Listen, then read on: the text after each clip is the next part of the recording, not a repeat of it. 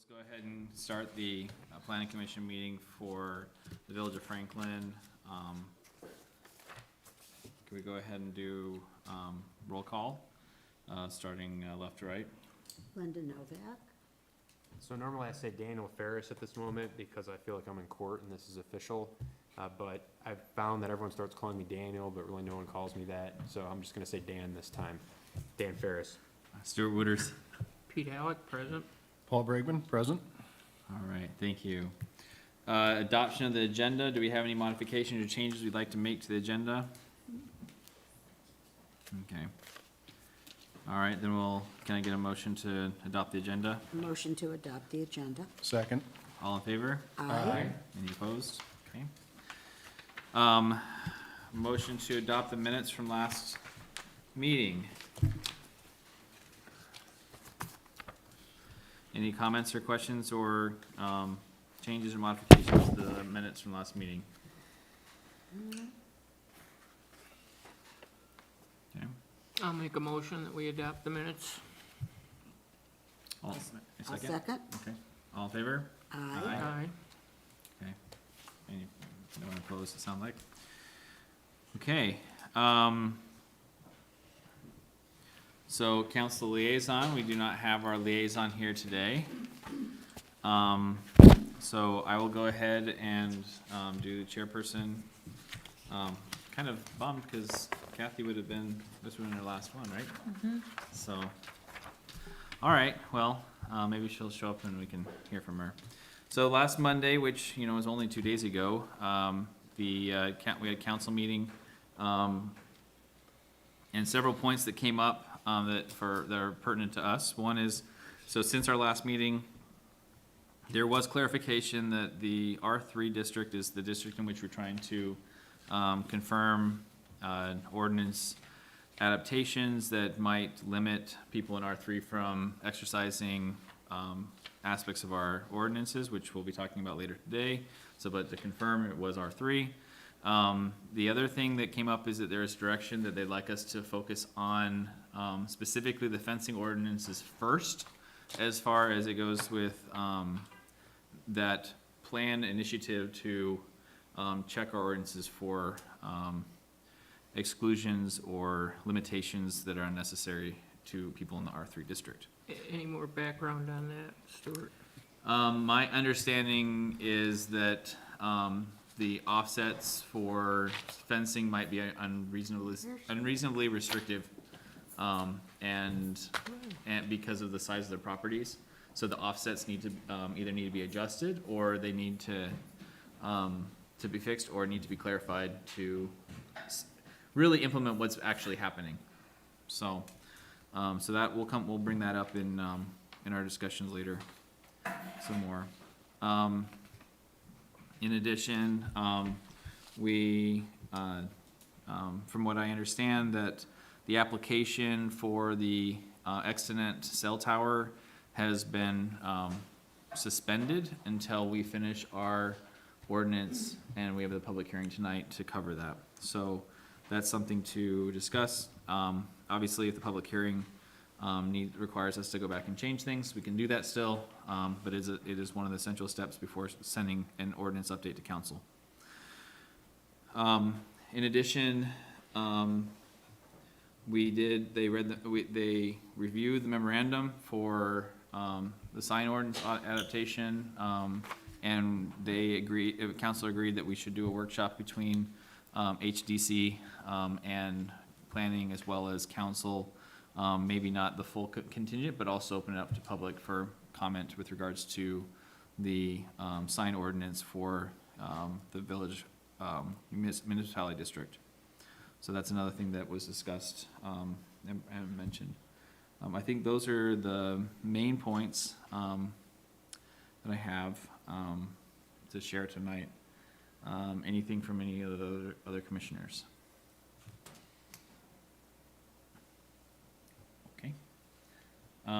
Linda, do you?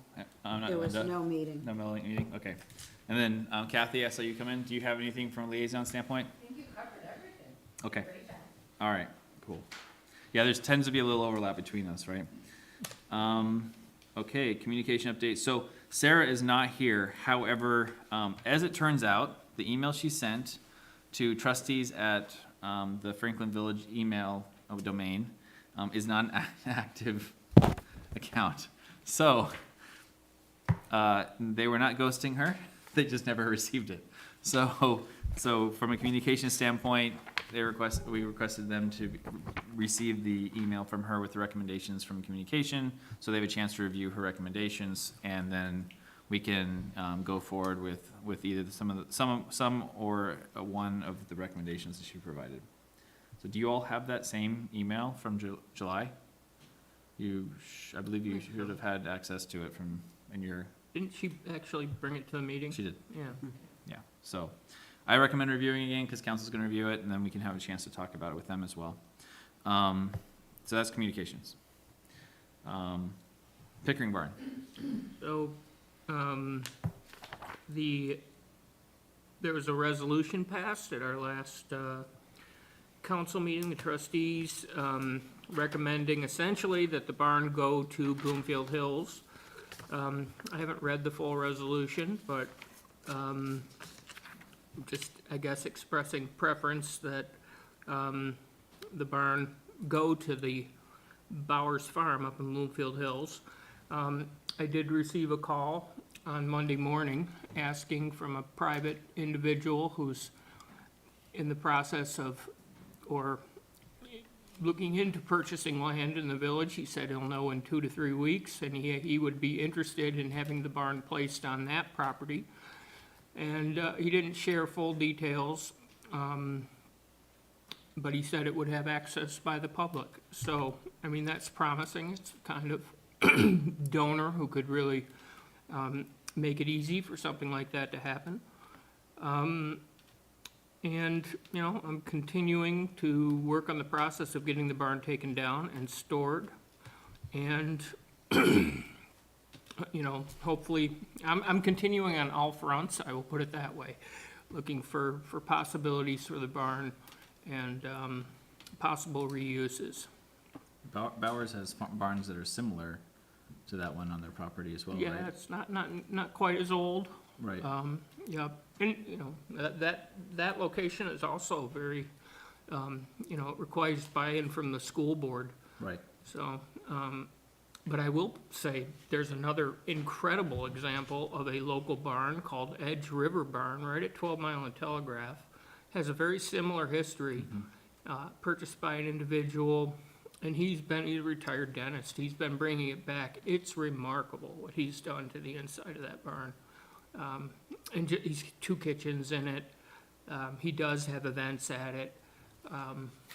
Just an incredible example. That's just past Meyer on the east side? Yeah, Yep, I've yeah. been by it. I've watched that, you know, most of my life, where it was just kind of floating there and not really sure what was happening to it, but it's a remarkable, and, you know, he has the deep history, very similar in many ways, but also remarkable and beautiful.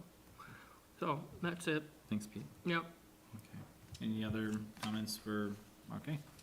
Agenda, budget and expense report. So we're 2 months into the fiscal year, at least reported fiscal, we're still a month and a half behind in what's updated here. So our budget is $4,500 less than last year. And it looks like we were on track to spending a little bit more so far than last year. But any questions on the budget? Okay. All right. If there's nothing on the budget, then we'll move forward on for public comments. So as we have opening for public comments, if there's something on the agenda, later in the agenda that you'd prefer to address your public comment then, you're more than welcome to, or you can speak now. So we open it up to in either option, but if you have a topic that's already on our agenda and feel it's more relevant to speak then, you're allowed to do that as well. Or in addition, instead of me speaking now. So anyone want, we have more people in public, which is great. So, you'll wait? Okay, that's fine. All right, so if that's the case, then we'll move on to our public hearing. So, we'll now open a public hearing, 7:10, on October 16th, 2024, with regards to the ordinance update recommendation to council called the cellular service ordinance. To frame this ordinance, the idea is that the state of Michigan, our current cellular ordinance is out of date or not able to be executed as written. The intent of this new ordinance update is to get us in line with federal and state regulations, but in addition to discuss or to emphasize areas where we can have an impact to tighten or limit the ordinance where possible. Do you, Chris, have anything you'd like to share before? Yeah, I'll just give a brief overview of the ordinance. The purpose of the public hearing tonight is to consider amendments to Chapter 1265 of the Village Code, which deals with wireless communication facilities. And the proposed regulations would actually replace the existing regulations in Chapter 1265. 1265, the proposed regulations are broken down into 4 basic sections. Section 1265.01 is the purpose statement, which is a general introductory section. 1265.02 is titled Wireless Communications Facilities and is based on the requirements in Section 514 of the Michigan Zoning Enabling Act, Public Act 110 of 2008. Now, this section deals with conventional cellular telephone towers and antennas that you see throughout Michigan. These are the tall towers, 120 feet or taller. And frankly, Franklin is unlikely to see these types of towers, but they are mandated to be addressed in our ordinance by state law, so we have to address them in the ordinance. Section 1265.03 is titled Small Cell Wireless Communication Facilities, and this is based on the requirements in the Small Wireless Communications Facilities Deployment Act, Public Act 365 of 2018. Now, this section deals with the type of facility recently proposed by ExtendNet, which the chairman referred to earlier, which their proposal was placed on hold recently. So this is the type of facility that is most likely to be proposed in the village of Franklin. So this is the section that probably is of most interest to residents here in the village. And then finally, the 4th section is Section 1265.04, and this is titled Removal of Unused or Obsolete Facilities. And this section applies to all types of wireless communication facilities, and it deals with the parameters that deal with removal of facilities once they become obsolete.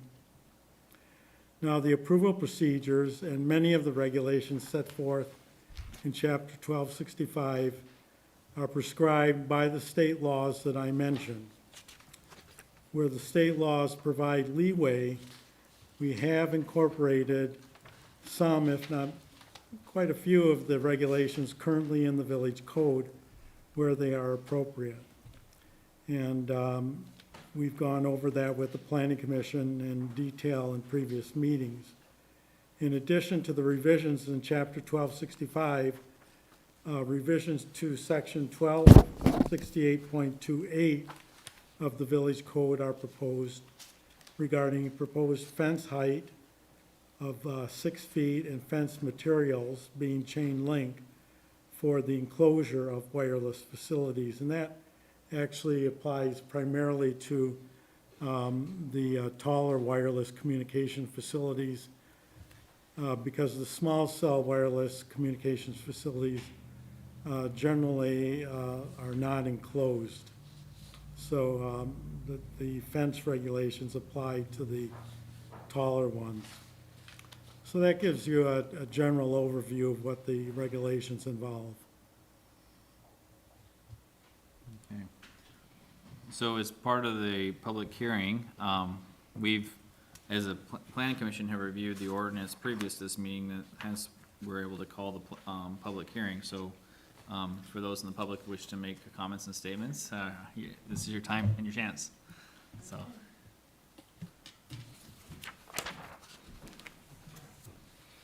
Paula Slough, Woodside Drive. I have just a couple questions for you.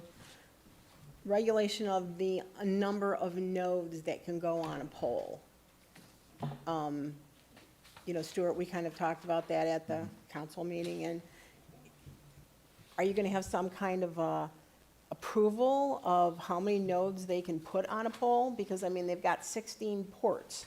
So they're starting off with, it's a T-Mobile, and I don't know if you were at the meeting when Chris from Extenet was at the city council meeting, and I think, well, I don't want to say slipped, but he said, where one goes, the others follow. So how many more are going to go on there? Right. And I think that's a concern, because I know we're not supposed to talk about health, but I still think that's a concern. It is for me, and I'm sure it is for the other almost 400 people that signed our petition. And, you know, I think it's concerning, because we're talking about one, then how much exponentially, how much more is that going to grow? Right. So I just wondered, so that's one question. The other thing is, I noticed that you had a 200-foot distance from homes. I believe I saw 200 feet distance from homes. Is it, well, it depends on which one, each one has a different requirement. It would be a small cell pole. 50 feet from all property lines. I know I saw that, but there's one in there that said 200 feet. And at one time, I thought that was the rule, and then all of a sudden, it wasn't anymore. Minimum of 50 feet from all property lines. But that's built, no. That applies to the taller ones, Oh, the taller ones? yes. Oh. Is there, I know we're going by Michigan law and everything, I know you have to Correct. follow all that, of course, I understand. Is there any way, because, you know, I mean, you're the council, is there any way that we can increase that? Because, I mean, it's not just to protect Woodside Drive.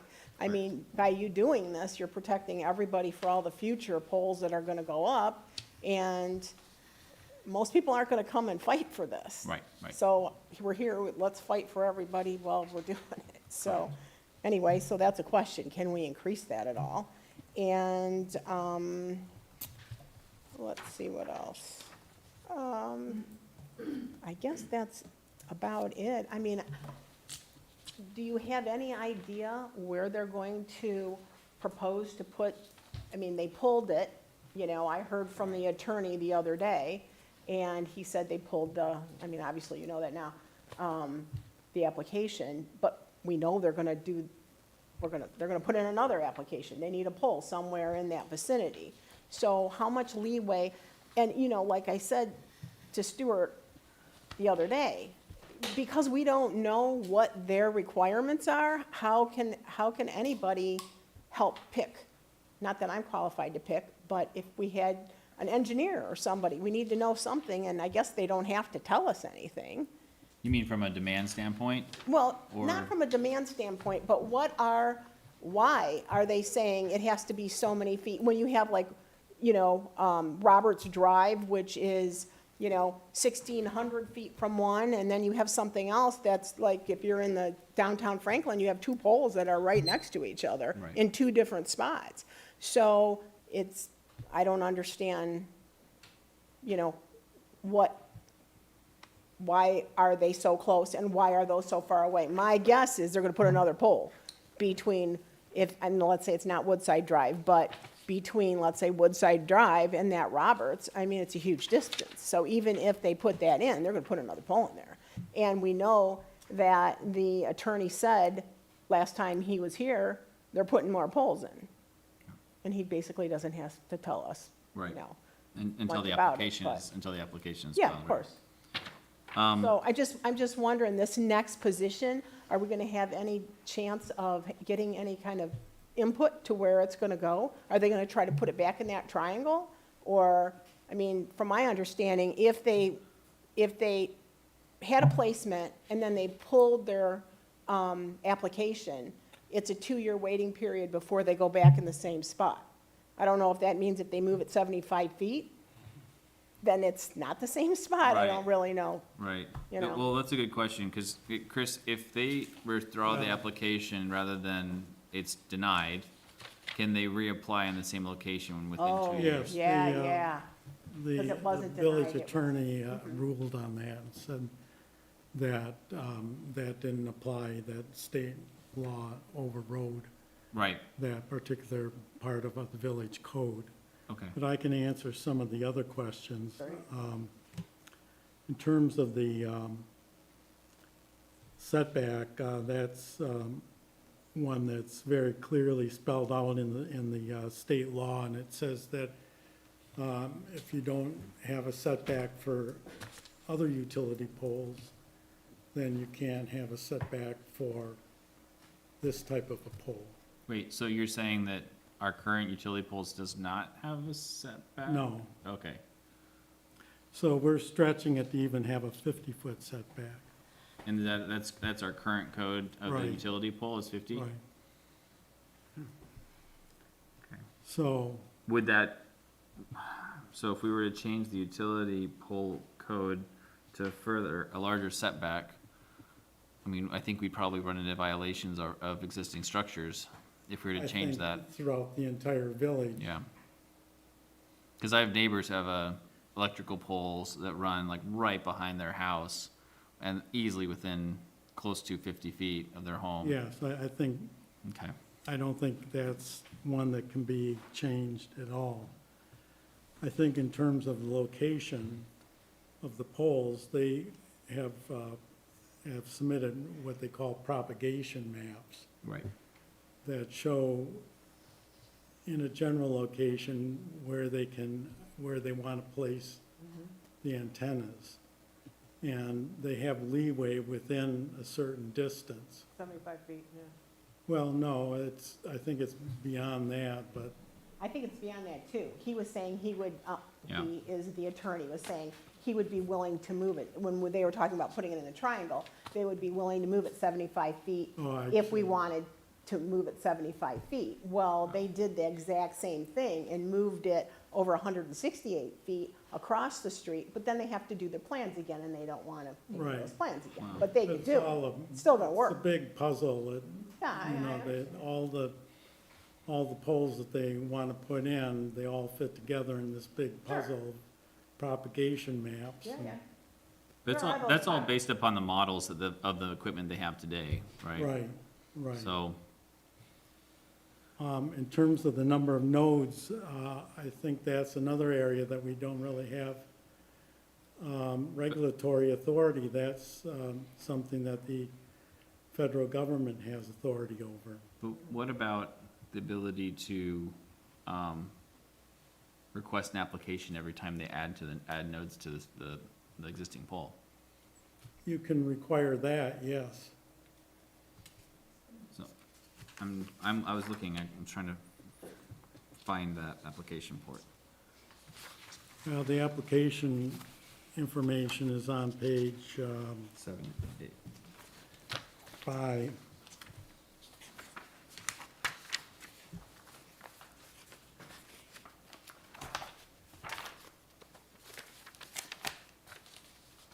Says, the modification of existing or installation of a new small cell wireless communication facilities. So modification is what covers that, right? Correct. Okay. And then the other question you ask- had was oh, yeah. co-location, with regards to co-location, the 75 feet, is there any leeway with that? Meaning require co-location within 150 feet rather than 75 feet.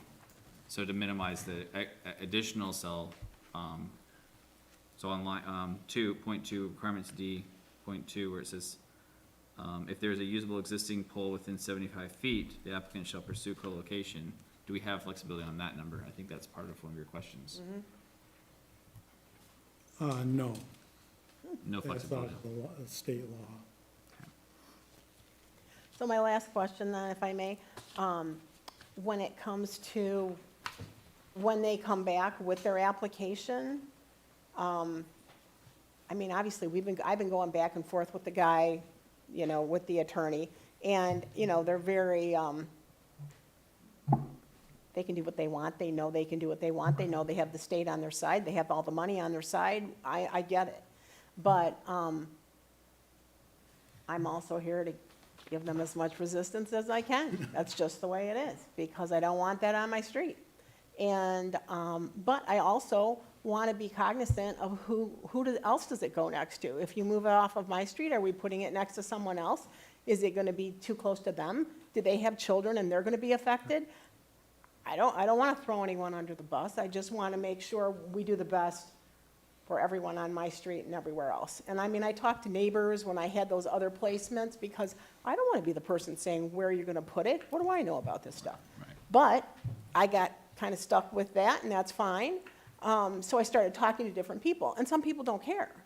I mean, so if you don't care, then great. You can have the pole. But if we don't have any say-so in it, then it's a moot point. So, anyway, I guess when they come up with the Well, we have next, we have the approval process to alert neighbors and alert people of what's going on. So Good. that's at least allows us to trigger the neighborhood and let them know That's what's going in. wonderful. So, because people are interested, but you know, they're not gonna come out. We had almost 400 signatures of people that really do care about it. But, you know, if it's in your backyard, you care about it more than if it's in someone else's. So, I mean, I understand, but, all right, I thank you. thank you. Any other comments for public hearing? Okay. So if there are no other comments for public hearing, then we'll close the public hearing. And then we'll discuss the ordinance in our old business, which is now. So officially closing the public hearing, and then we'll open it up to amendment of cellular ordinance within planning. Okay. Sorry, yeah.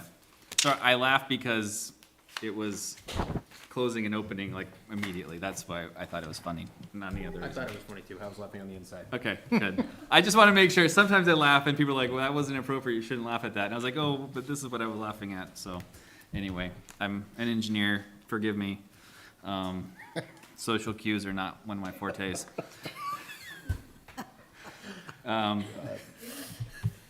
Anyway. It's a nervous laughter. It TMI, happens. TMI, guys, TMI, sorry. All right, so open it up to discussion for planning commissioners and get the attention off me, please. So this new amendment to the cellular service ordinance is basically modernization of the ordinance we had in place because it's way outdated? Yeah, Okay, so now this. partially that, yes. Partially. So now this is up to date with state code.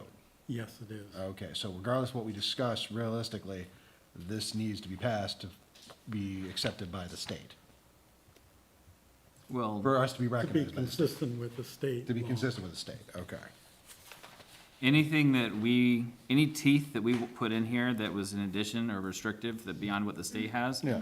In our current ordinance is not valid because it's not up to date with the state. Having this being updated means that anything that we've added to this, for example, the application for modification of the cell tower. Yeah. In those cases now actually hold weight because the ordinance is in alignment with the state and federal. Perfect. Okay, that was my question. Yep. Linda, anything? No? Okay. Dan? I just had one comment. There is the note about the signage requirement. If we're ready to discuss that. Yeah, I didn't include that in the public hearing because I thought that required some discussion. Okay. Okay, we can hold off on that then. No, we can discuss it now because we're out of the public hearing. Oh, okay. So there's a note there about what the sign is supposed to say, and there's a note about warning people of danger that's required. Right, And I think as we've seen from all our discussion on this topic, there are many different opinions as to what danger is posed by this structure. And so, to me, it leaves it unclear as to what exactly is supposed to be posted with regard to the danger. let me refresh my memory a minute here.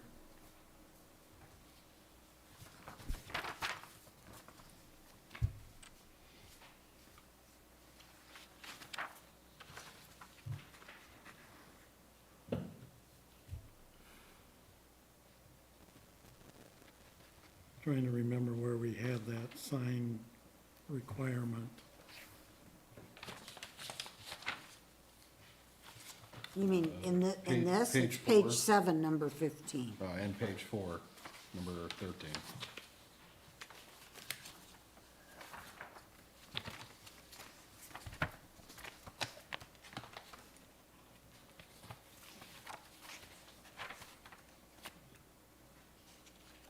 I think with,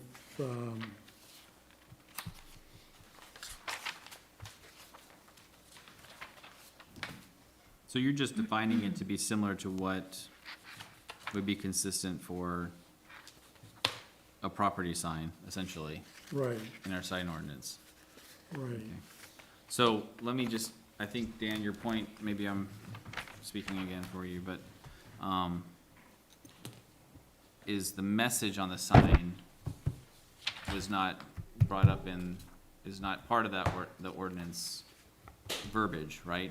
Right, So, but you proposed verbiage to be put on the sign, correct? Oh, isn't that? Content, right? Or content. The Right. type of content. Type of content, Danger, not public property, stuff like that. right? So I think that's what you're asking about. Is, Right. we're saying this in verbiage on the sign, but then, we don't actually define that in the what the verbiage is in the ordinance. right, I think, now my memory's coming back to me. There's two issues here, the one that Dan brings up tonight and the one about being content neutral is the one that was brought up at the last planning commission meeting. And I think we can address the content neutrality issue by stating that this is a non-commercial sign and making that modification to the sign standards in section, the definition of sign as shown on page 2 of my letter in section or chapter 1474.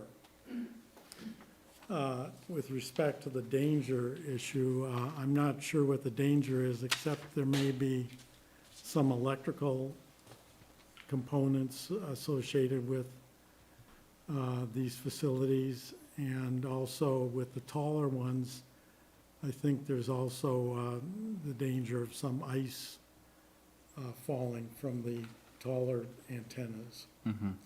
So I think that's the only danger that's associated with them. Okay. Is this something that is just basically a boilerplate language that's taken from the state law? Or do we No. have any discretion to change this language? That I put in the ordinance, Correct. there's discretion, yeah. It's not taken from state law. Okay, well, I think that my comment remains that, to me, this language that a sign is supposed to warn of any danger is unclear, and I'm not sure how someone would know whether the sign complies with this or not, given the concern we've heard about the general danger to public health related to these. Oh, I see what you mean, so.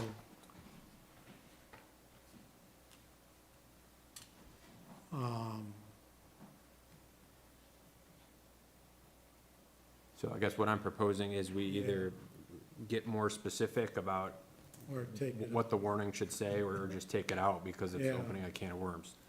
yeah, because you could mean, the, electrical components affect your brain and all that. Right, sort of yeah, I don't imagine that that's what was intended by this, No, but someone no, could certainly that's construe not it that it. way in the context of all these No. conversations. I think probably it's, better to take it out then. Can't find any. So you're proposing to remove 15 of the small cell and 13 of the large? I think it's appropriate to have the property, identifying the property and the contact Yes. person. Just take out the part about the, warning of any danger. That's what I would propose, yes. Okay. And that would be in, So it'd be identify the property and contact person. right. And then this would also require an amendment to 1470, chapter 1474 as well, to update? Yes, Okay. but we didn't advertise for that. Maybe we can tack that on in the future onto another public hearing. Yeah. Rather than advertise it separately. Well, we're gonna have to change 2 ordinances in the second public hearing, correct, if we do that? Or, I guess maybe I'm not understanding. The advertisement did include the fences, Okay, but it did not include the sign regulations, because I thought that required more discussion, Okay. which was obvious tonight. So, rather than just advertise that one thing, I'm sure there's gonna be other amendments that come up. Pete? Or Dan, were you finished? I'm done, thank you. Okay. So, I don't really have anything, I think we've reviewed it, with the exception of the language about the power budget. That's the only thing I noticed that was new to us. I'm comfortable with everything. I guess the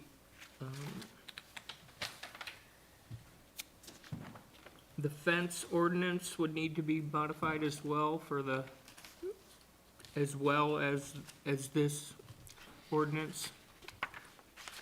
Is that the case, That's Chris? correct, yes. All right.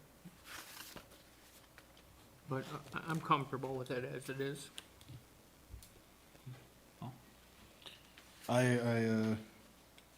I'm comfortable with this as well. I appreciate Dan's mention of the sign stuff. That makes sense, removing the dangers of it. I do agree with that, so I think we're ready, I'm ready to present, so. So then we need to do another public hearing next month? No, or just not recommend modify the sign ordinance in this, signage, sorry. Right, I would recommend just holding off on that, and we'll deal with that when another ordinance comes up. Okay. So how would the wording look? We remove the cross section and the, Recommend to the village council that they adopt the revisions to chapter 1265 with the modifications to the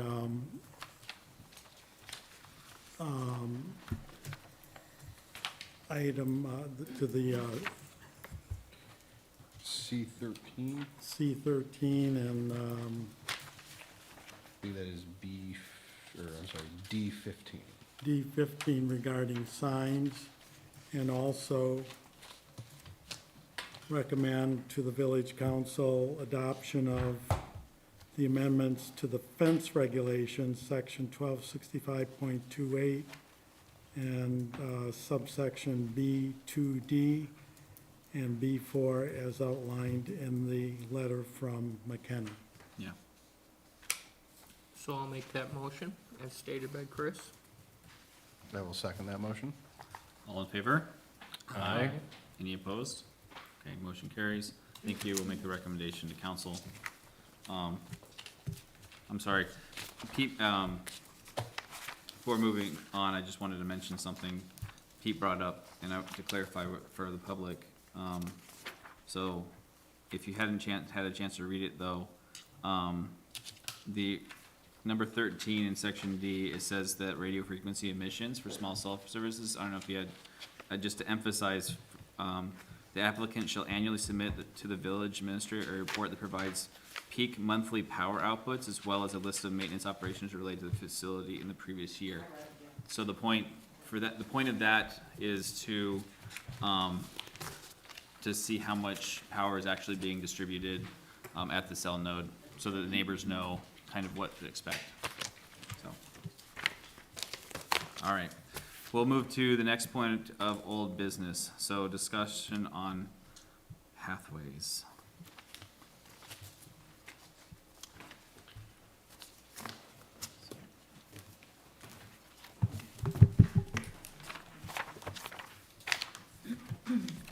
So, where is that?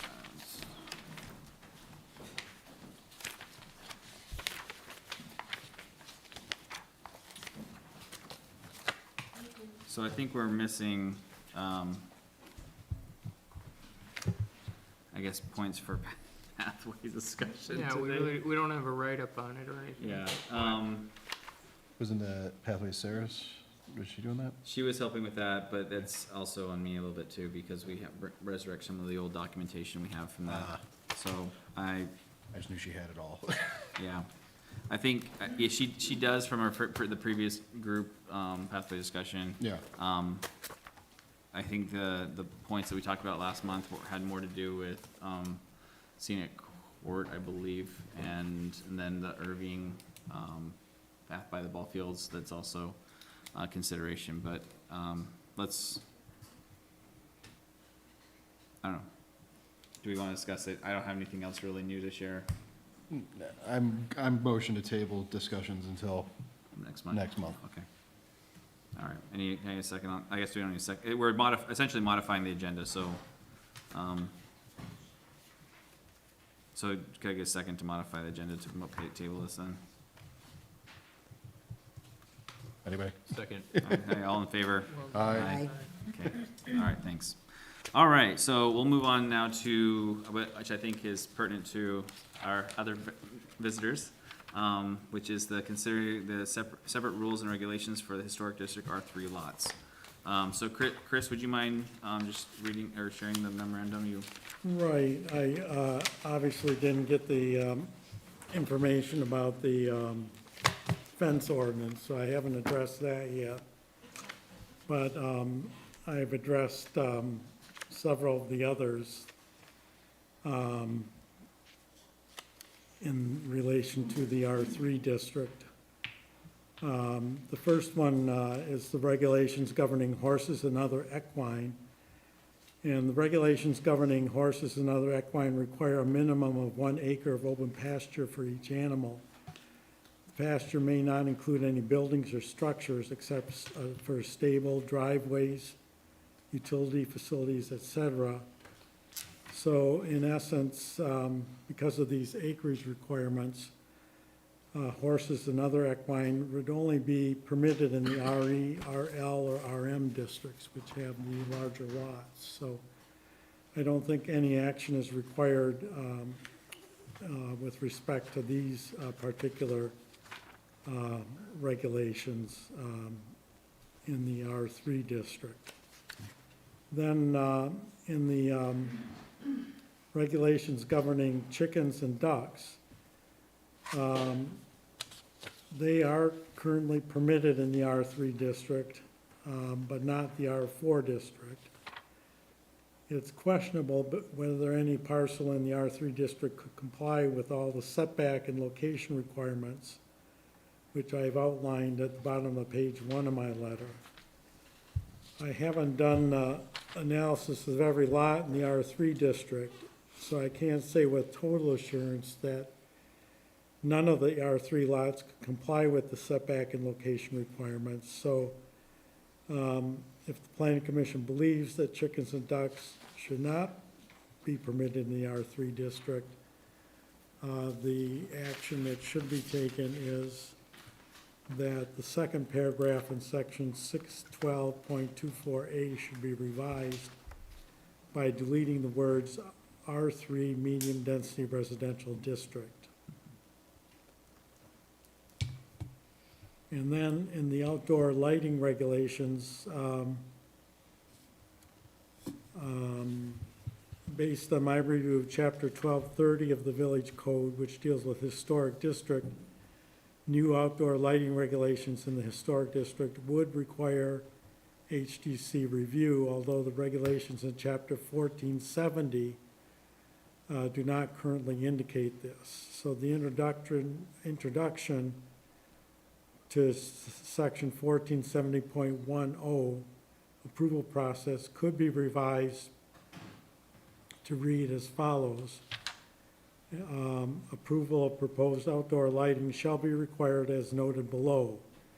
And the new language would be proposed outdoor lighting in the historic district shall be subject to Historic District Commission review. So there would be some change there. So that would allow leeway for violation or basically formal nonconformity that would be set by the historic district rather Correct. than, okay. So that would, but would they still need to go before zoning? There's in the new outdoor lighting regulations, there's the last section outlines when they have to go before zoning and when they don't. Okay. There's So they- 4 Right. scenarios that are outlined. But it would still, my understanding is you do have to get, the planning, ordinances, would need to be in, accordance with the planning ordinance. But the Historic District Commission could, override that. I believe that's my understanding, if they feel that it's not, Right, doesn't meet historic guidelines. that's correct. But Then if in it's the- not in ordinance, in accordance with planning, then it's it has a to meet, non-issue. it has to meet both the HDC and, has to meet both, in other words. Fair enough, yeah. The regulations governing open burning, I'm not sure where those are in the approval process chain, but I guess that's next on the agenda. It's not this topic, though. I mean, this isn't part, I'm sorry. This is not part of that discussion. Oh, okay. The existing and the proposed regulations governing open burning make no distinction based on zoning district. However, the proposed regulations include setback requirements for open burning that may be difficult to comply with in the R3 and R4 districts. And I've provided those setbacks, which are pretty stringent, on the middle of page 2 of my letter. The existing regulations contain no such setbacks, which I personally consider a serious deficiency. So our recommendation is, because of the lots are so small in the R3 and the R4 districts, I believe it would be appropriate to include a prohibition of open burning of leaves and branches and bonfires in these 2 districts. And then I looked at the wireless and small cell wireless communication facilities. And these regulations have been drafted primarily to comply with section 514 of the Michigan Zoning Enabling Act and the Small Wireless Communication Facilities Deployment Act. A small cell wireless antenna is the only type of antenna that is likely to ever be proposed in the historic district. The approval procedures for this type of antenna in section 1265.03 D3 call for Historic District Commission review and approval. So our conclusion is no action is required. The regulations are designed to stay within the parameters established by state laws. The Small Cell Wireless Communication Facilities Deployment Act in particular was written to promote the development of small cell wireless network. Placing restrictions on the placement of small cell antennas in the R3 and R4 district would conflict with the act. And I'll look at the fencing regulations for next month. Okay. So, the direction from council is to focus on fencing regulations right now.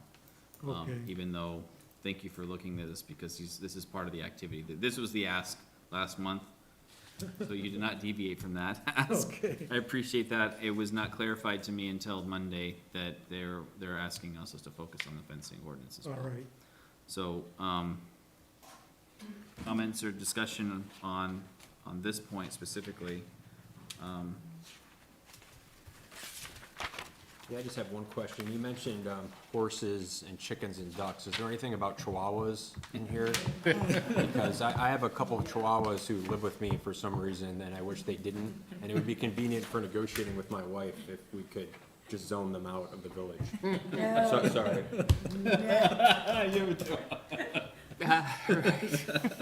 Olive, My Chihuahua Olive. keeps us safe. Olive would not That's like right. that. There's yeah. the- from the deer?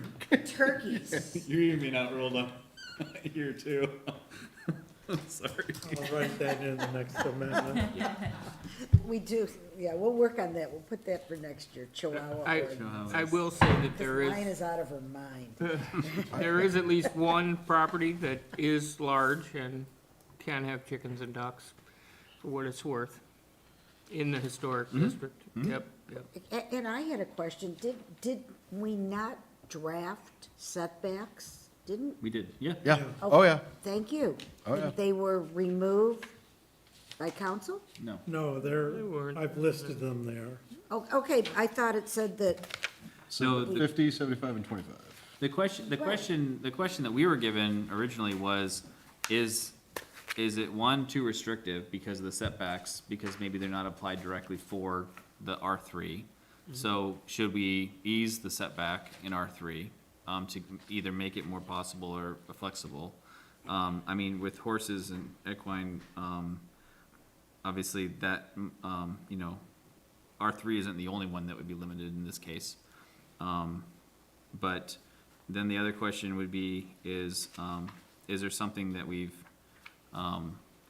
overlooked, made too flexible, that doesn't necessarily fit the scope of the historic district? So it's both sides of the coin. It's, were we too restrictive, or were we not restrictive enough based upon the historic district? So for example, open burning, in that case, the homes are much closer to each other, but we do have setbacks in that, but are we, do the setbacks make sense for leaves and bonfires and things that, or just small contained fires?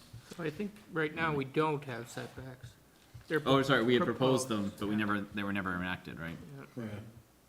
So, that's really the ask. okay, And so then, we did, okay. then in regards to fencing, the historic district, historically, has been, is very different in character and nature than the rest of the village. And so, in that regard, there are, existing non-conforming fencing, and there's also, which is considered grandfathered in. Right. But then there's also, existing fencing that was never, necessarily approved, or went through the zoning process and approved, to make it existing non-conforming.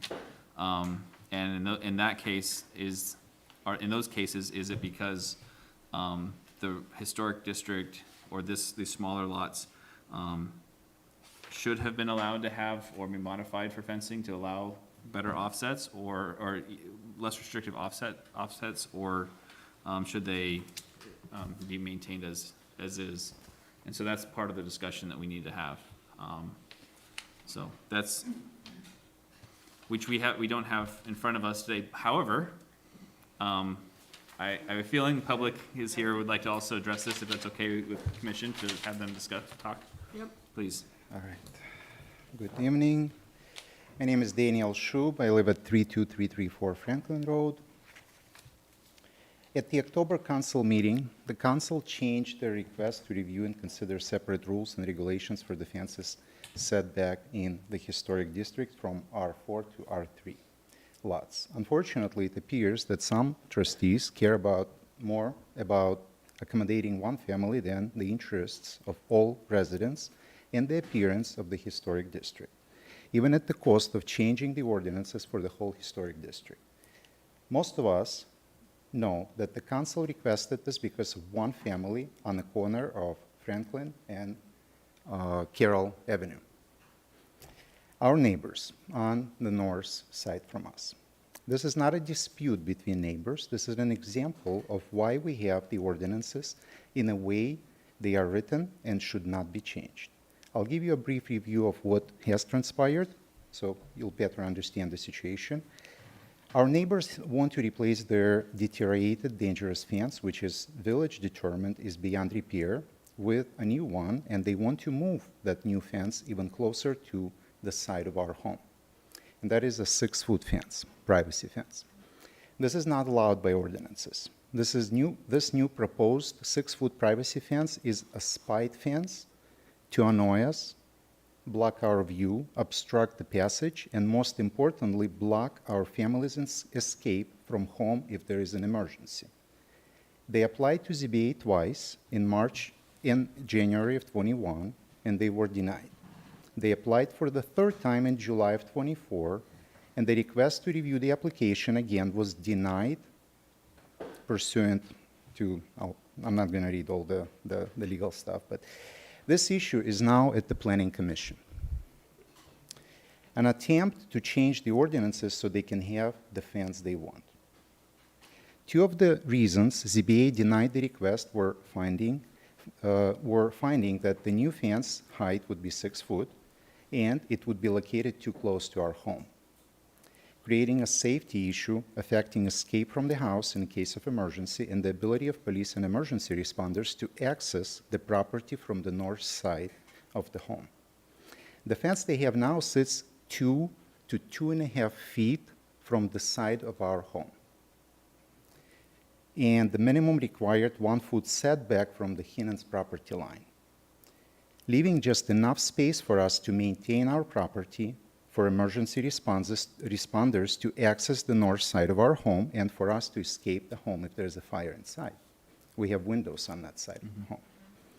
The 2 to 2.5 feet clearance between the fence and the side of the home was left because of the ordinance 1268.28 fences, and I quote, "No fence should be erected where it would prevent or unreasonably obstruct the use of or access to adjacent property." The property line has no impact here. The 2 to 2.5 foot setback from the home must be maintained. If this ordinance is changed, it will allow neighbors in a district to install spy fences, blocking their neighbors, their view, the ability to maintain their home, and blocking access for emergency responders. This past fall, our neighbor's fence had reached such a state of disrepair that the village building inspector and code enforcement officer issued a notice of violation on August 1924, ordering the Heenans to remove the fence by September 2024. The fence is still there. Conveniently for our neighbors, the council requested that you review and consider changes to the ordinances, and requested the village administrator delay the actions being taken to have the existing fence removed.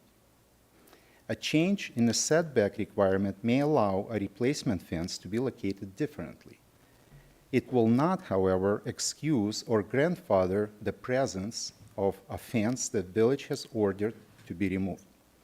Removing the current fence and relocating a new fence are separate events. One does not dictate the other. The reason for the non-enforcement is both contrary to the facts of the matter and not applicable to the problem. Rather, it appears that the village is attempting to favor one resident to the detriment of another. This issue is something our attorney is dealing with right now. Now, back to the setbacks. Our ordinances were written specifically to address certain issues in a historic district. There is absolutely no reason to change them. Let's break down what the ordinances are. Per ordinances, 6-foot privacy fences are not allowed in the village. 4-foot fences are allowed with a certain level of opacity. This was adopted to eliminate 6-foot privacy fences, specifically, especially in a historic district. However, a 6-foot privacy screen, which is different from the fence, privacy screen is allowed within a 10-foot setback from the owner's property line who wants that screen. Per our fence ordinances, the privacy screen shall be designed to screen a selected use or area, such as swimming pool or patio, but not the entire side or rear yard. In no case shall a privacy screen be located in front yard or both sides of the yard. A 10-foot setback was approved explicitly so that the 6-foot privacy screen is closer to the person who needs it, not the neighbor's home and windows, and not to block the neighbor's view or access to their property. This is especially important as the lots are so small. Arborvitaes and greenery were encouraged instead of screens, and this provision in the ordinances was a success as only a couple of 6-foot privacy fences are left in the district.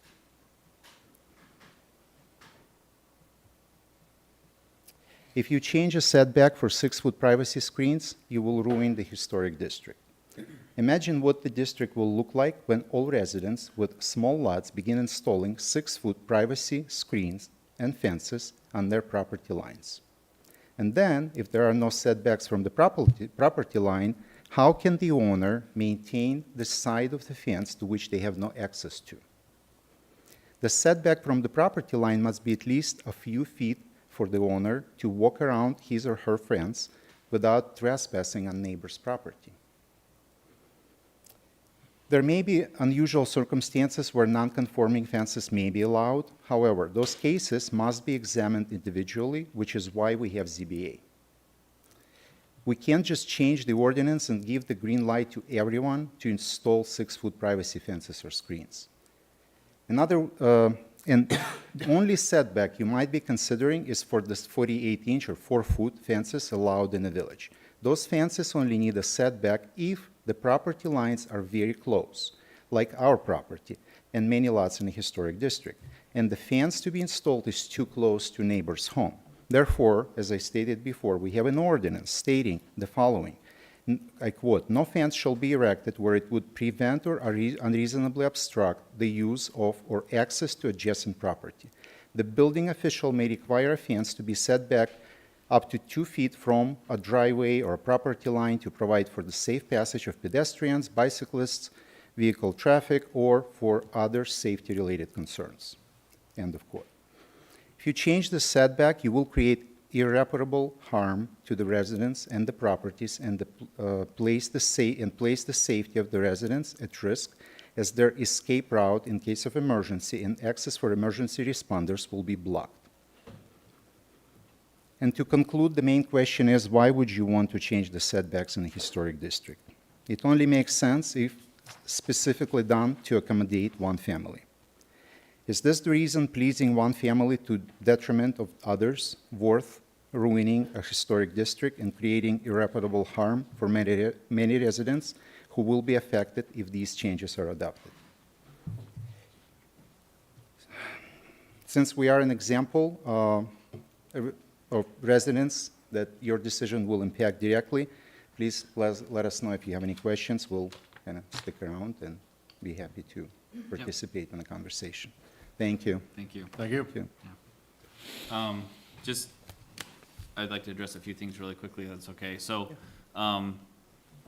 as a commission, when we're given a task like this one and asked to focus on fences, we will not look at a single issue only. So we will look at the impact of the entire district. And the reason for that is that that's not our prerogative to focus on a single situation or issue. Our prerogative is to, if we're as planning, if we're going to impact our neighbors in one district particularly, then we have to look at the whole district holistically and not a single incidence. Sure. We are just an example of what not Exactly. to do. I mean, this is the As far same as thing. the ordinances. It's the same thing with the lighting ordinance.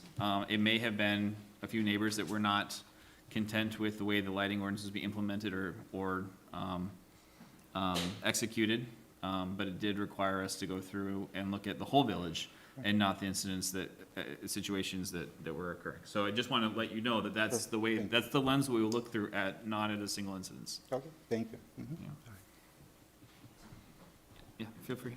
If you- Yeah, you can. Good evening, everyone. My name is Natalia Shoup, and I live at 32334 Franklin Road. I want to add a few things to what my husband Daniel just stated. First, I am a member of the National Alliance Preservation Commission and the Michigan Historic Preservation Network, and I know and understand what it means to preserve anything that is historic. Our family loves history and historic places, which is why we purchased a historic house in a historic district. For 1.5 years, we renovated our home with care and preservation of its history. At the same time, we care as much about preserving and improving our historic district. If you make changes that the council asks you to review, and my husband just addressed, it will ruin the historic district and impact all planning to preserve historic district and its safety the previous council and others commissions worked to accomplish. But suppose you still decide to change the setbacks and possibly other things specifically for historic district to please one family. As we know, this is the case, why it was asked. We have documents to support that, who did not get the fence they wanted. In that case, I ask you to consider implementing the same special rules and regulations for all residents in historic district that the previous and current council granted this family as a special favor. These are all fences in front of a yard allowed for all in historic district. Allow 8 feet of the village's right-of-way to be used by all residents in historic district as their backyards, as this one family is being allowed to do a special favor from a council since 1999. This one was special favor was never even asked to be considered by the Planning Commission to be approved at any point, and the council approved as a favor to this family. And there's been a safety issues to the residents because of those favors and allowances of those fences to be there. So I also would like to say that since you guys, the commission will be addressing specifically historic district, then maybe it will be a time to address noise ordinances, because there is none, and the small lots would be under that, and also smoker and grills, because there should be some setbacks from neighbors' houses, as it's also a safety concern. Thank you. Just a point of question, would it be possible you could provide your statements to Dana to put in the minutes? It'll be easier for him transcribing, because you listed several concerns, and I want to make sure we capture them for. Mine kind of like, No, that's fine. Okay, well, we'll do our best then. But if you happen to have something that she can use, that would be great. You came prepared, so I wasn't sure if that was an okay request or not. Thank you. Comments or discussion points? Well, my initial comment is, why is this coming in front of us and not the Historic Commission? Good point. No. And So, also, why didn't it go, you said it'd go in front of the zoning? Well, it's been in front of zoning several times. Okay. I had the pleasure of being there for all of them. The last time was when they basically submitted the same application to zoning with the exception of moving it, was it 1 inch? 1 inch. And so because of that, we denied the hearing and did not even hear it that time. because it was not significant enough of a difference. So let me ask you a question, since you're more involved, we've been involved in this more. It is not a legally non-conforming fence, correct? Because it wasn't, It's an existing non-conforming. And the fence is at various levels. And frankly, if it was a 4-foot fence has been provided for, we wouldn't be sitting here having this discussion. But it is because they have been persistent about wanting that Be 6 feet, 6-foot okay. fence. It- This whole discussion's reminding me of the golf cart ordinance. well, so 2 things, we need to do more research on how this would impact the rest of the R3. So let's, And I would also, I mean, if we are to be tasked with looking at this, I think there's other things we would have to look at, like, in this particular case, what about engineering studies? I mean, if somebody puts up a 6-foot fence so close to somebody's house, what about water runoff? Is that gonna be running into the basement of that house? Or, you know, is that gonna be creating a public nuisance if the amount of space is so small, they can't get a lawnmower in there? Right? You know, is it going to create a fire hazard if we have weeds growing? I think that it's a large can of worms. I think that it's gonna take thought from several different departments, but overwhelming. I'm feeling like no matter what we do, this is a historic district issue, not planning. It should be historic commission, I agree. And that's what I got to say about that. Dan? Nothing to add, thank you. Pete, do you have anything else you want to? Well, I guess I just want to know more. I mean, it does seem like it is a fence ordinance issue.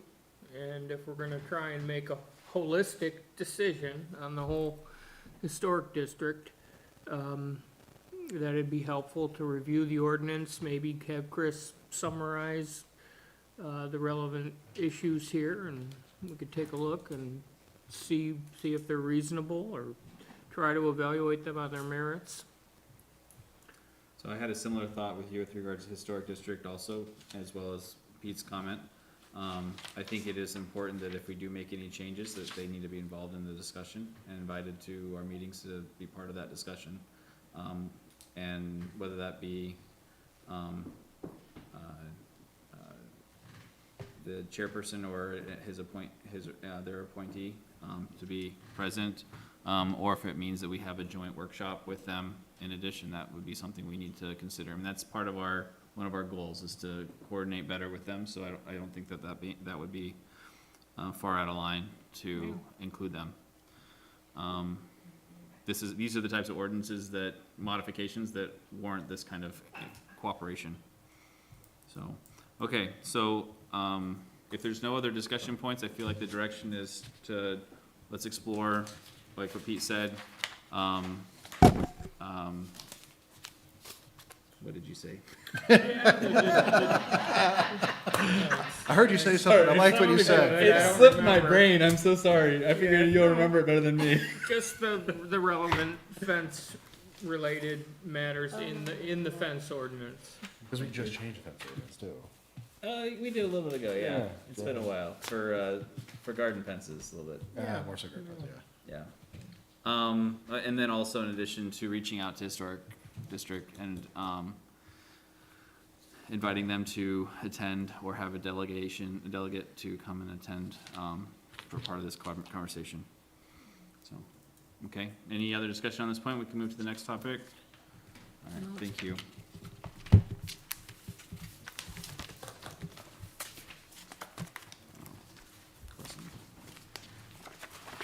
All right, so we'll move. The next, topic, which is the consider defining, clarifying items for open burn ordinance. So I have been in discussions with, several individuals with regards to this, and I know I mentioned it a little bit last month as well. Ultimately, though, I think the biggest problem that we're seeing is not so much the label of the fire, is that the fires, some of the fires are going unattended. And that's really and that's already ordinance. Oh, Is this about the fire? it is, yes. Oh, yeah. Is this gonna be considered all districts? This is for all districts. For all, well, Yeah, yeah, you're welcome to stay. Just want to see where you guys have it put down. So, and so I think, that already exists within the ordinance, so you're not allowed to have an unattended fire. But at the same time, we've been tasked to also consider the verbiage with regards to bonfires in addition. So Chris, would you mind go ahead and provide your update? But I wanted to point that out because that tends to be the biggest challenge, more than just the verbiage, is people are leaving their fires unattended. Well, my last update was from May, is that, Oh, sorry. because there wasn't any direction at the last meeting. I mean, is this still the same topic from your May 4th letter that we're Right. dealing with? Yes. Yeah, May 4th, yeah. So this is what we have is what's currently been approved. Right, I did look at, So nothing's changed in the packet we've got. there was some discussion at the last meeting about bonfires, and I Yes. did look at, see if there was, we had provided a definition of bonfire. I looked at the outdoor burning model ordinance that's on the Michigan Department of, well, let's see, it's not the DEQ anymore, it's Is it Eagle? Eagle. And they did not have a better definition, except they said they had a standard of 4x4. So that was the only new piece of information. 4 feet by 4 feet is the recommended standard in their outdoor burning model ordinance. So that's the only piece of new information I have to offer for you for bonfires. Okay. So I don't know, where does this stand in terms of the village council? So what they're looking for is in our ordinance to either remove the bonfire as an option that's non-permitted. In other words, making it a permitted type of fire. It already says bonfires, a permit shall be required to create a bonfire. Yeah. Cool. The challenge, yeah, Well, but that's in proposed language, right? that's in proposed language. But no, what Chris was saying, this is what we, The underline is the updated from May. from May, yes. So, so they didn't even, they sent it back to us. They sent it back, but they did not Gotcha. approve the additional changes. Gotcha. So, let's see if I can open this up. Yeah.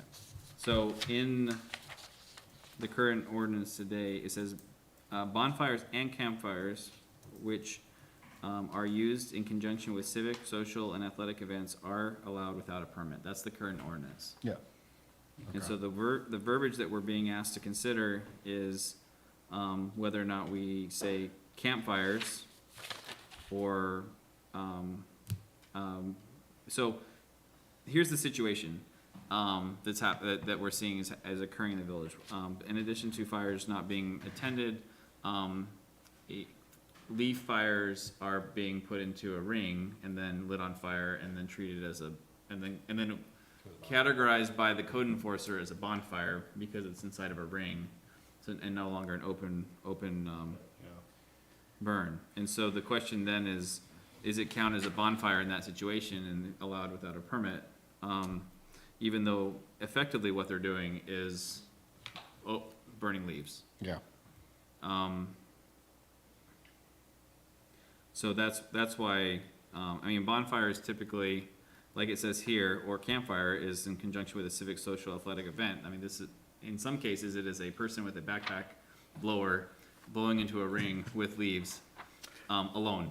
Yeah. And then walking away. So that is one instance that has occurred, in the village.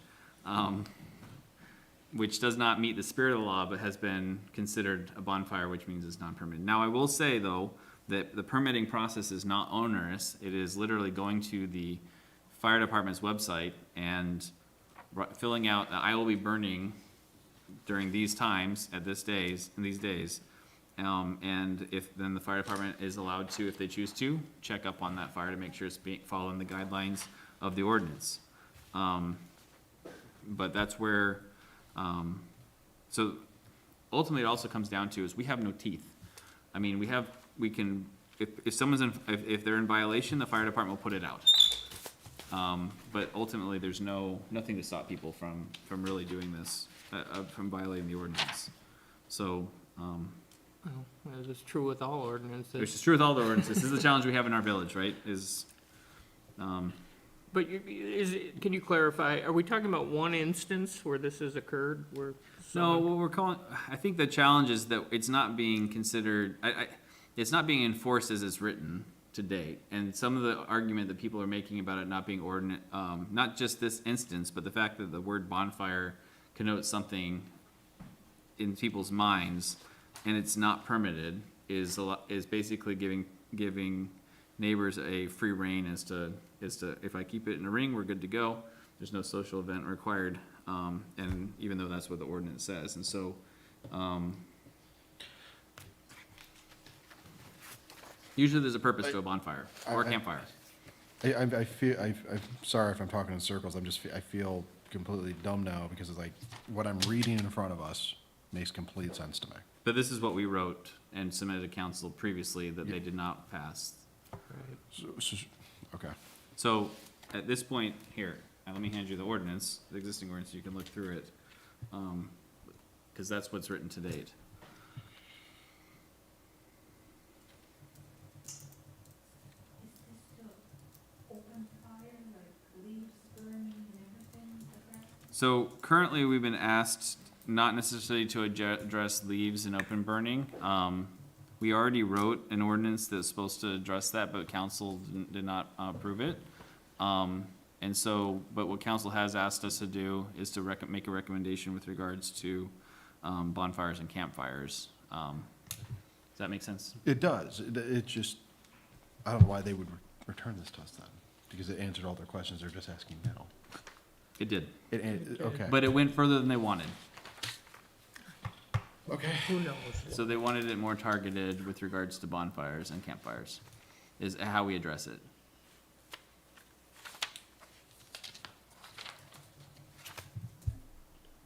So one of the proposals would be just to change the word without a permit and just remove without, and just change it to with, With permit right? only.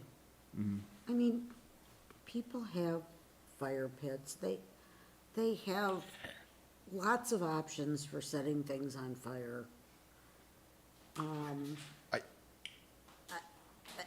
I have no problem with that. You know, the thing is if it's supposed to be for civic purposes, how many places do we have in the village? And, of course, we don't have the setbacks that we proposed, but, there's really no place they can do it anyway. I don't see any purpose in offering it without a permit. If somebody wants it that bad for a social or a camping or whatever event, you want it for scouts, you're gonna go in and you're gonna apply for a permit and you're gonna get it because the fire department will know it's happening. I think that it makes a lot of sense to remove those. Now, if we pull out campfire and bonfire and separate them as separate line items, we could do that as well, where we define bonfire, but we have to give a definition of bonfire, and that's the challenge. Cause as Chris was mentioning, it's very difficult to give a wording on a bonfire. But we could also set restrictions on how big that bonfire or campfire could be under the permitting process. Just like, we set restrictions on the, types of things we can burn in an open burn. Can we also do the same thing, that, you know, a bonfire will only be wood logs? I mean, then they can't burn leaves. That's not the purpose for which it's being created. I feel like it's difficult to enforce something like that. I mean, if there's a fire in the backyard, I don't know. I will say some people burn trash, I- which is not allowed.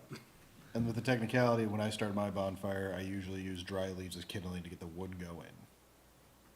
Like, it could be, I could start the fire, fire department shows up, oh, you're burning leaves, like, fine. It's like, no, it's kindling, gets it going. This is not an easy, This is definitely what comes down to, like, we're asking the villagers to act in the spirit of the ordinance and not abuse it. Well, follow the letter. I mean, I could see adding, about, attending the fire. There must be someone attending the fire at all times. That would apply to any type of fire. A dousing Whether it source be, must on standby, what's that? a dousing source of some kind must be on standby. Well, yeah, that is, Hose, that, bucket. right, that is there. Fire extinguisher, garden hose, all open burning fires that are allowed. And that someone, but I don't see anything about being present No. at all times during the constantly fire. attend- Attended. No, we did put that. It Well, says- we did, but this is the existing one. shall be constantly attended until fire is extinguished. All right, so Why boy, don't we just resubmit what we originally wrote? I kind of. I don't think that that's what they're looking for, and I think they'll see Well- through us. I say we do it. Okay, I mean, If they're sending us back the same it was thing, we might as really well send them good. back We the same. spent a lot of time on it, and it was really good and really well thought out. Yeah, So there- I think we should just resubmit it. Existing- I I have a concern that the existing ordinance just doesn't meet the state guidelines at all, Ooh, that's, and what we put together does. yeah. It's really Well- concerning to me. So, and I think there's some education, so I didn't realize there were state guidelines until I spoke with the fire chief, and he mentioned that to me, and I looked at it, and he said that it's mostly applied to the UP and more rural parts of Michigan, but I looked at it, and there's no distinction between There isn't. UP I'm looking at it right now, and it says, here's a blanket statement. State rules do not allow the burning of trees, logs, brush, and stumps within the limits of an incorporated city or village, period. so, that means, wait, say it again one more time, sorry. State rules do not allow the burning of trees, logs, brush, and stumps within the limits of an incorporated city or village. Okay, but that can be, so, yeah, that's like a full tree, full logs, full, Right. I mean, brush is a tough one, because we allow, You can, go ahead. you can burn leaves, and you can burn twigs and things like that up to a certain, Two, Where? 2.5 inches. but, so the understanding is either we become compliant with the state, which is we don't allow fires in the village, or you accept what we have proposed. no, that's not, it's That's not not- that they're not allowed in the village. Oh. That's not, what they're, the definition there of the objects that they're burning is different than what we're It's like, typically seeing here in the village. it's like Gotcha. clear cutting land, piling it all up and burning it. and they have specific guidelines on setbacks and, you know, that we've incorporated into our ordinance. Right. So state law sets precedence, we can only define it further. Right. So- Well, these are guidelines. Yeah, okay. Well, you can, you'll get a ticket, right? You can get a ticket for these But ultimately, it's the implementation of the code enforcer. It has to be clear for them to be able to define what it is and what it isn't. Otherwise, Right. it's subject to their interpretation. And what is it, so someone is burning leaves, and they say, well, I'm not burning leaves, this is a bonfire. It's not clear to me what extra things then it's allowing them to do. Oh, just not get a permit. Right. That would be the only thing. But ultimately, the permit you fill out a webpage. I mean, if you go look at the fire department's webpage. Yeah, sure. You'll sure. see it. Yeah, but at least they're notified, if they see smoke coming from that area, that there was a permit issued. I mean, Franklin's always been known for its, Rural nature. yeah, rural nature, and a lot of our local surrounding communities don't allow burning, something I always did, sounds like you did it, Paul. Always, every one of my fires is a social event with an attendee of one. They're wonderful things. But They it is, send Olive over with his two chihuahuas. Be a bark. party of four. right, oh, good, but, Can't believe you're proposing to burn the But- chihuahuas. right. Even I'm offended by that. Never. Well, it does say, you can do it for food preparation, so. But really, it was about containing smoke and being safe, Yeah. If they want a better definition of a bonfire, limiting the size of what the bonfire is. Well, Currently, there's I nothing think we in should there. go further than it. I mean, you burn wet leaves, you've got so much smoke. I mean, All right, this is where we let's- take, when I was a kid, we used to burn leaves too. But Oh, yeah. we used to smoke cigarettes, we used to put our kids in the back shelf of the car with no seatbelts. When We we- didn't always do Yeah. smart things, and just because we did it doesn't make it No. right now, and I think we have more knowledge in our pocket than we did before. Yeah, it was like 1980 or something. I remember it was when I had a lawn business. All of a sudden, someone said, I'm not gonna burn leaves anymore. It's not good. Presumably for the environment, a smoke issue. So I was always very careful about, I'm about sure. burning. But, it is something that Franklin, I think, is especially, well-suited to with our large open lots. And, I think a lot of people really do appreciate being able to burn. So, I don't like putting extra restrictions on it, other than to make sure you're not bugging your neighbors with smoke Right. and that you're not being dangerous. I think, I agree with Linda, though. I feel like we just need to resubmit what we have, because this all makes complete sense. Because It was everything that's on here is stuff I just did without even looking at an ordinance, because it's just common sense to do. So we're adding common sense to the current ordinance is all we're doing. I would, I don't know, Kathy, because you're privy to some of the I'm not background. privy, that's the bottom line, I'm not privy, just because I'm on the council, I'm not privy. I think the bottom line is, how do we make it more clear to the inspector that he can call it, is it a bonfire, is it not? Is it attended, is it not? Is it bigger than a certain size? I think if you set a bonfire size to be a certain size, just set it. I Yeah. think that would make just something, and at least then you wouldn't have these kind of conflicts. If you just how big is a bonfire supposed to be? Right. What seems like a reasonable amount, just make it. The people who are gonna apply for the permit are likely the ones that are being responsible, right? Right. The ones who aren't gonna apply are the ones we're more worried about. And it's not so what you're doing is you're trying to give that inspector some reason to turn this fire off, to get rid of it.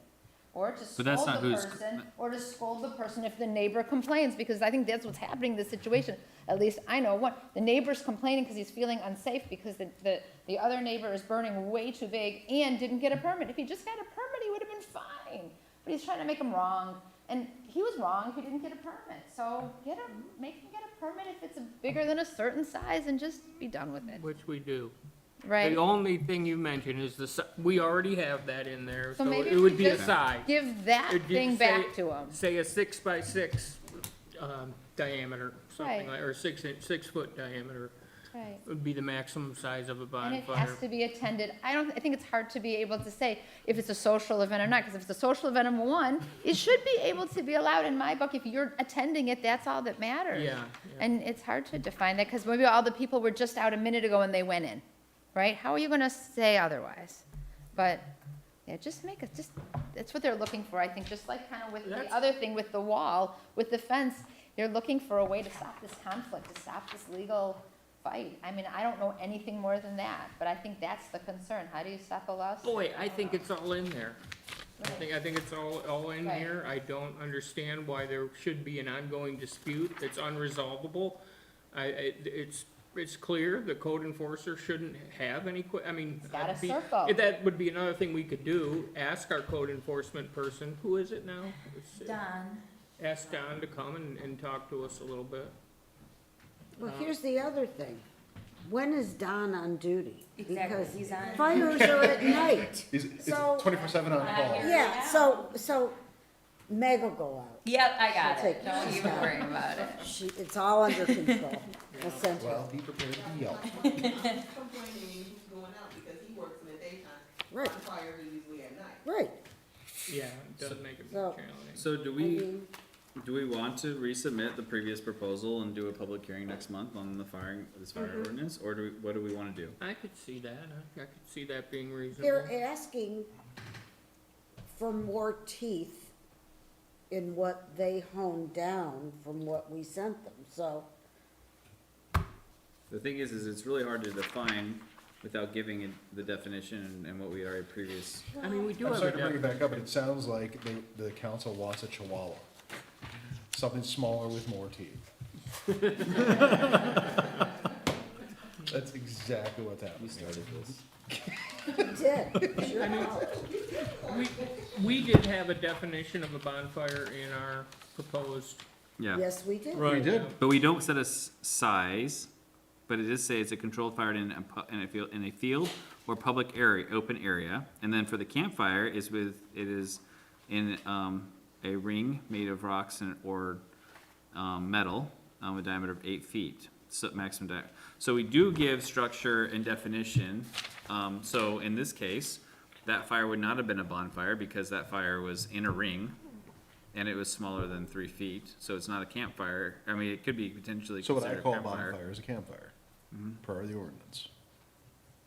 And I don't need to pull a permit for that. And I think that the fact that the planner that the village employs is saying that we really should at least be consistent with what the state law is, and we are Yep. substantially below that, and that's why we drafted what we drafted. I think the bonfire definition perhaps can be beefed up a little bit by saying a bonfire is defined as an occasional large controlled fire, and define large by putting in a dimension there. yeah. I mean, we have 8 feet for the campfire. I think that's too large. You said an occasional large? Yes, Do we have to define occasional? I don't think so. I'm looking at a lawyer. I've been keeping mum for now. You've been chatty all night. Yeah. Speak up. Well, okay, so I put some thought into this, and if we were to want to resubmit what was previously proposed, I do have some comments on it, and forgive me, this was back in 2023 that you all worked on this, and I was not on the commission at that time, so I appreciate that this might be annoying, having a new person come in and No, this is part of the process. mark this up now, but I do have a series of comments if we're gonna go that direction. If we're not going that direction, then I'll hold my comments on the revisions. Do we want to vote on going this direction? Then we can start the review process of this to submit to council. I mean, they open the can of worms. We can, I 100% agree. okay, so do you want to make a proposal? That we take this on, or do we need a proposal? No, I want to send it back to council as is. as is. Yeah, that's more what I'm inclined to do too. But we still, I think at this point though, given the time, we'd have to have a public hearing again, right? So honestly, to Dan's point though, you know, we have new commissioners, So, so essentially, we're looking just to review it again, add some stuff, so you have time to look at it, add your piece. Bring it up again next month as item B, right?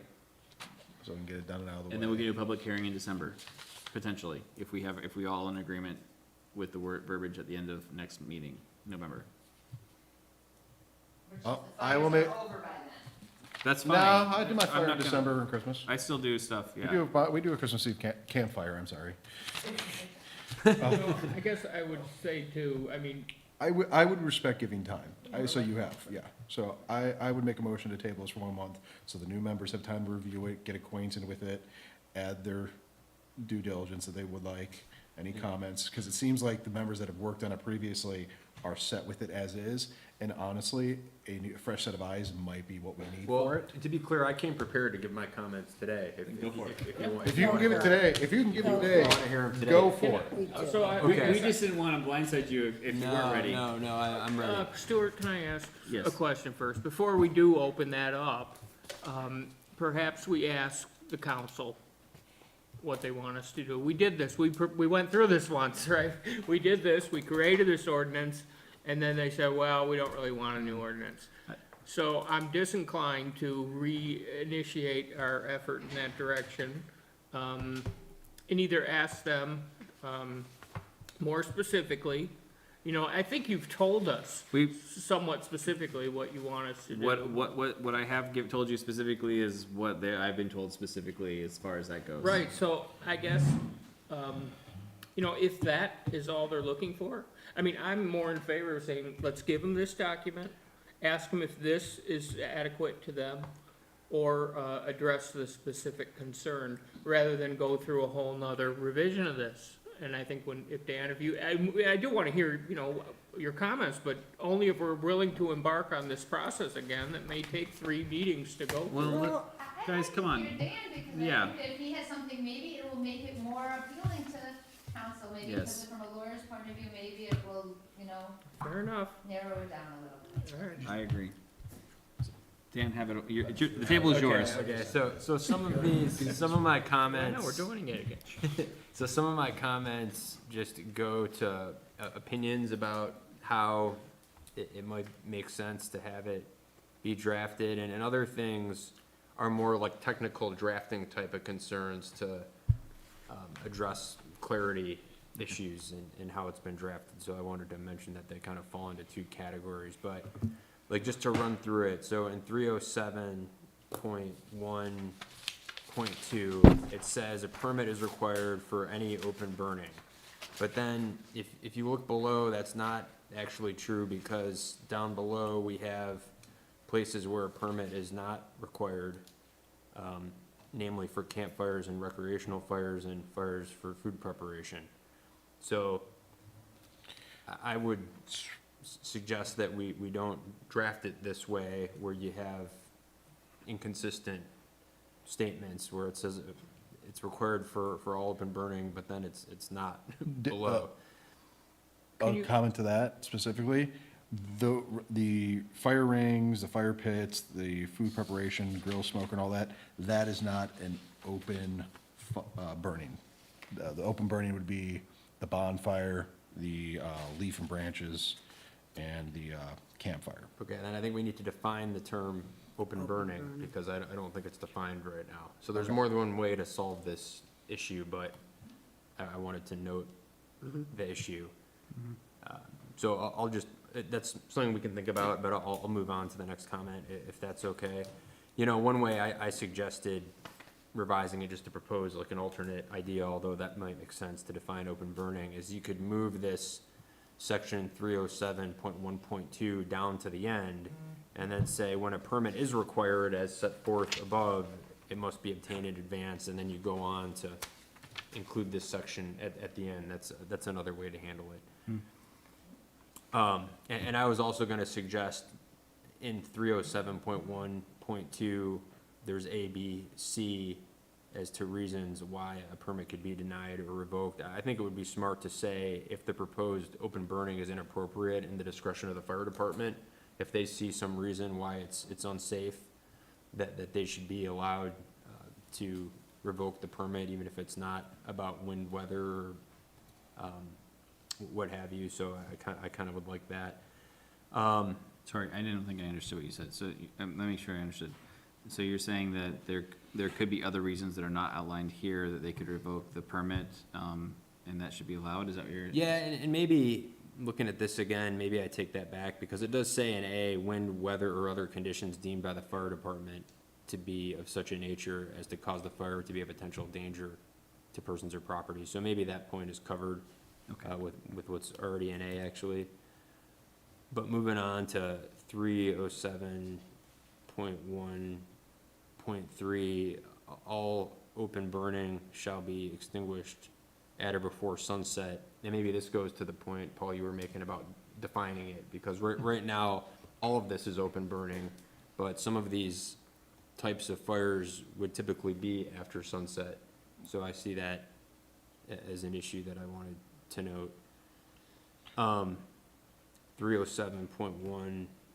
307.1.4, open burning shall be conducted in such a way as to not smolder or produce large quantities of smoke. I mean, to me, this is unenforceable, and if you're burning leaves, they create a lot of smoke. That's just what happens. So I don't really see the point in having this in the ordinance, personally. And I don't see how you could enforce it anyway. What's like a lot of smoke and what's not a lot of smoke? Seems unrealistic to me. I think what they're trying to prevent, though, is, I mean, and basically set the conditions. Unfortunately, in order for you to have little smoke, is the dry leaves. Right. Yeah, Is that dry leaves there's a versus- big difference between a wet, smoky Yeah. fire and a Uh-huh. hot, clean fire, yeah. Okay. We had the language about the dried leaves and branches, but the Yeah. council took that out, Right. Yeah. which would have made, which sort of, it made sense to have that in there because it makes the second sentence make sense. You're right, because yes, exactly. So that, I guess to Dan's point, then it doesn't make sense. It's not enforceable because they removed the dry leaves and branches as this structure that you would be burning that would prevent smoldering. Okay, continue, sorry. Okay. So my next one is 307.1.7. Petroleum products or other fuels to start a fire, keep it going for the purposes of burning yard waste shall be prohibited. This is another one that I just wonder if this is realistic. Isn't it probably common? I don't burn leaves personally, but I mean, I think people typically use lighter fluid anytime they're starting a fire. So Starter logs would be excluded from that too. Starter logs. Because they're petroleum based, or? No, some might have a chemical on them that helps. Yeah, and I mean, you might think this is overly technical and kind of silly, but like technically, if you're using a lighter to start a fire, that's a fuel to start a fire. And so, and I was a Boy Scout, by the way, Stuart, but most people probably aren't, rubbing the sticks together to do it, although you and I might be able to. So I just, Flint and steel, man, flint and steel. yeah, so I just question whether that really is realistic as well. I think in that regard, starting a fire is different than keeping it going, because there is a big difference between how you use petroleum products for keeping a fire going versus starting a fire. Because sometimes, yeah, like you said, a lighter is still technically And we gas. say And gasoline helps. accelerants may not be used on an already burning fire. I'd like to think that's common sense, but, Yeah, it is, Well, let me try but this one time. okay. But to your point, yes, I see how it's not enforceable. I It's one of the understand. most fun parts of having a fire. Continue, please. There you go. So I agree with Dan. We should glad you allow live that. on the other side. For For me. Okay, 307.2.1, I think this is from the existing ordinance already, but to me, these like size requirements on like, is someone really gonna measure the diameter of the sticks you're burning? It's like, again, this just seems silly to me. So I wanted to mention that. And then, Well, you have to have a standard in there, but, you know, nobody's gonna go out and start measuring, but. I There's think- a limit, you don't wanna be burning whole trees and stuff. To your point, the people that will be abiding by the ordinance will most likely be close to, if not abide by that restriction. The people that are not abiding by the ordinance will not measure, and it's not necessarily enforceable. All these guidelines have weight on conscientious people. I mean, I'm a person who does like my fires, and, I don't like not living up to the standards, you know? well, is the solution though to have a size of the fire, you know, a circumference that's allowed, a diameter of the fire, rather than like measuring the sticks that are in it? Because we're looking at that concept already, the 8 feet diameter for a campfire, for example. To me, that seems more sensible than measuring the size of what it is that you're burning. So that way, you know, you could cut the sticks so that they're within the 8 feet if that's what we go with. Okay. So in 307.2.2, to me, that seems like there's an inconsistency here, because at first we define a bonfire as only in a public area. But then we say later that it could be both, either on public or private property. And that is one of the concerns that was voiced. There were two concerns that were voiced by David Goldberg, and that was one of them. Section 307.2.2 would allow bonfires on public and private property. I would be concerned about such large fires on private property, but would defer to the planning commission. So are you thinking that it should be public only for bonfires? Well, one idea I had, is it just too subjective to distinguish between bonfires and campfires, and could we just have one uniform fire size that's allowed? Would that simplify things and make this easier, and we come up with the size? Like, but the 8 feet is pretty huge. It is. Nobody uses an 8-foot fire. Yeah, I mean, not for camping. Yeah. Maybe we go with 6 feet and it's just a uniform standard. Would that simplify things? It seems like that's part of what council wanted. was something That's more the simple. second thing that he brought up, that section 307.2.3 would allow campfires up to 8 feet in diameter. In my experience, campfires are usually no larger than about 3.5 feet in diameter and are typically smaller than that. So those were precisely the two items that, at least in this memo, they're asking for clarification on. So the only reason why, in my mind, that a fire would be fit within 8 feet in diameter is if you are cooking and adjacent to the fire, meaning you've pulled coals from the fire to use specifically for cooking, that would expand the ring, only for the purposes of cooking. So it would create a separate fire location within that larger area. That's the only time I've ever seen it used that large, but other than that, like you said, that's a very I large mean, space. it would sort of make sense to say, you know, burning of a fire that size can only be done, you know, in the main, whatever you want to call it, the village green part of the village with a permit. Yeah. I mean, where else would you have a fire that big? We have some big We lots. have our, We have some yeah, big lots. we do, yeah. We have some big lots.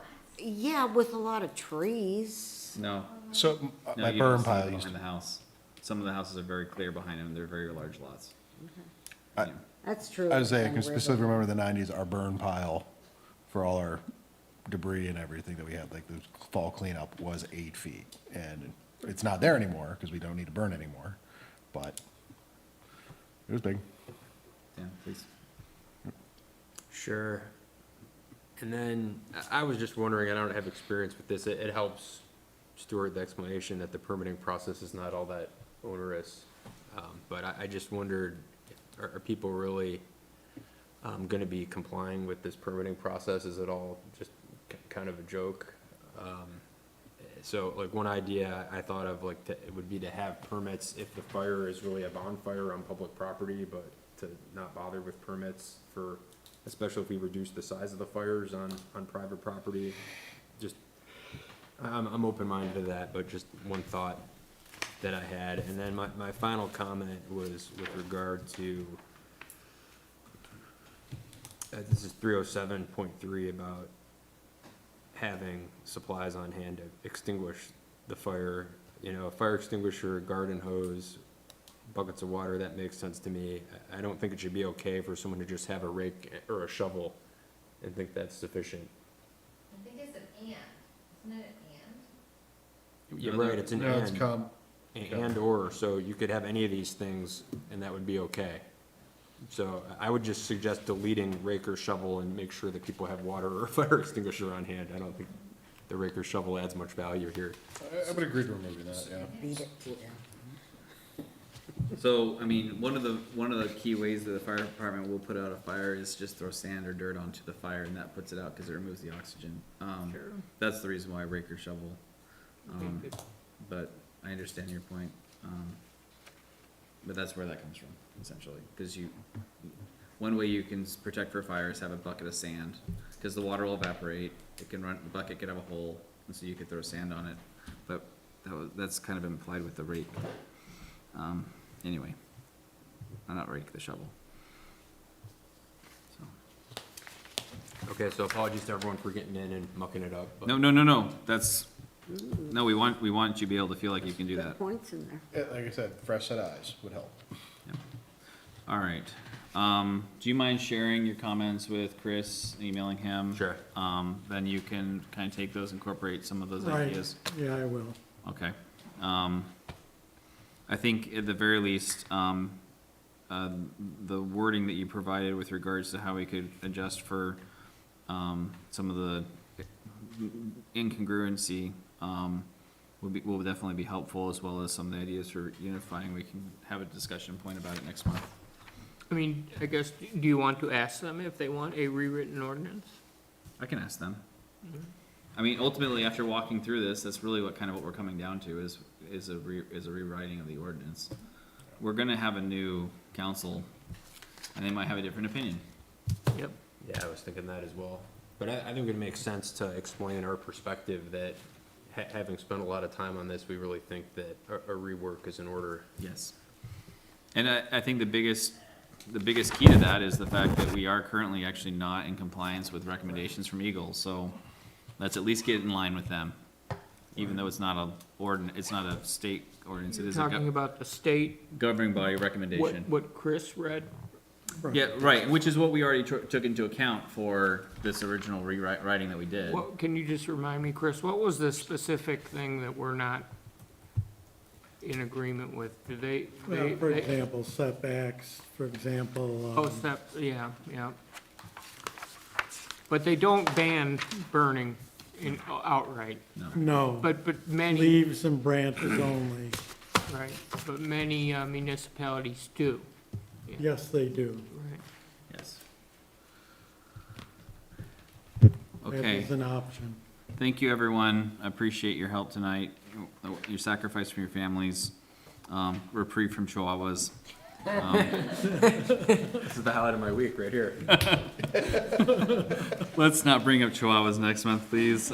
I'm bringing that to our. We are going to have a room full of people if we talk about chihuahuas again. So, which maybe would be a good thing, to have more people here, but I don't want a room full of people angry at us. All right, so, next meeting would be, November 20th. Can I get a motion to adjourn? Motion to adjourn? Second? Second one? Second. Okay, all in favor? Aye. All right, let's go. Okay.